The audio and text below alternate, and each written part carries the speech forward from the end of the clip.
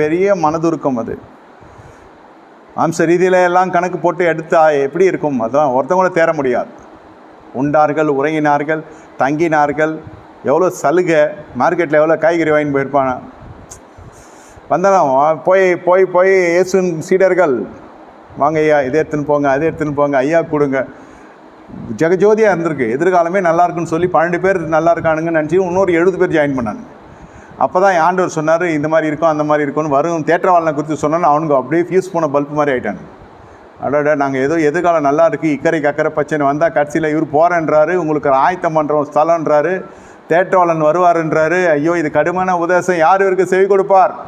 ஒன்றும் சொல்ல ஆண்டவர் கடுமையா சத்தியத்தை சகல சத்தியத்துக்குள்ளே வழி நடத்துவார். அப்படின்னா என்னன்னு தெரியாத நமக்கு ஜபந்தான் தெரியும். மிஞ்சி போனால் ஜெபிக்கிறோன்னு தெரியும். ஏசு அவன் வழியாக தான் கற்றுக்கொண்டோம். அவன் ஏதோ பிக்சரை